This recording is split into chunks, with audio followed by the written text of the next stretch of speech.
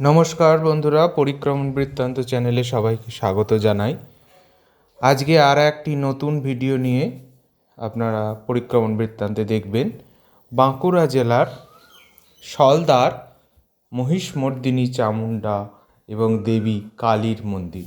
এখানে এই দুই নামেই মন্দিরটিতে লেখা রয়েছে বা পরিচিত, কিন্তু মন্দিরের যে দুটি বিগ্রহ রয়েছেন, একটি হচ্ছেন দেবী বারাহী, মহিষ বাহনা দেবী চতুর্ভুজা বারাহী, এবং তার পাশে রয়েছেন দেবী চামুণ্ডা মূর্তির মতো আর একটি মূর্তি, সেখানে অবশ্য দ্বিভুজা পানপাত্র নিয়ে মা রয়েছেন।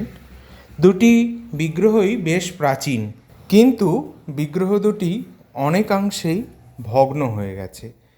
যেমন বারাহী বিগ্রহটির ওপরের যে দুই হাত বা আর একটি হাত, এখানে হাতগুলি ভেঙে গেছে। দেবী কালী বা চামুণ্ডার ক্ষেত্রেও একইভাবে হাতটা ভাঙা।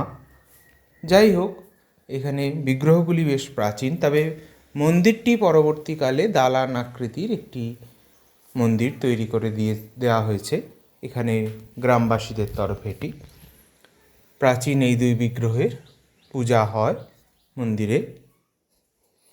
বাঁকুড়ার এরকম ছড়িয়ে ছিটিয়ে বিভিন্ন স্থানে অনেক প্রাচীন বিগ্রহ এখানে রয়েছে এই অঞ্চলে। তারই একটি হচ্ছে এই মহিষবাহনা চামুণ্ডা এবং পাশে আর এক কালীর মন্দির, পাশে যে কালী, এটি এখানকার নাম অনুসারে, কিন্তু আদতে মহিষবাহনা বারাহী এবং চামুণ্ডা এই দুই বিগ্রহ আপনারা দর্শন করুন। পরিক্রমণ বৃত্তান্ত চ্যানেলে এরকম নতুন নতুন ভিডিও দেখার জন্য চ্যানেলটিকে শেয়ার ও সাবস্ক্রাইব করুন এবং নোটিফিকেশান আইকনটি প্রেস করে সবার আগে আপনারা নোটিফিকেশান পান। এর আগেও আপনারা দেখেছিলেন উড়িষ্যার 84 গ্রামের বারাহী দেউল বা বারাহী বিগ্রহের রূপ।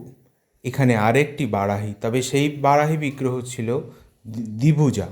এখানে বারাহীর বিগ্রহটি মহিষ বাহনা চতুর্ভুজা।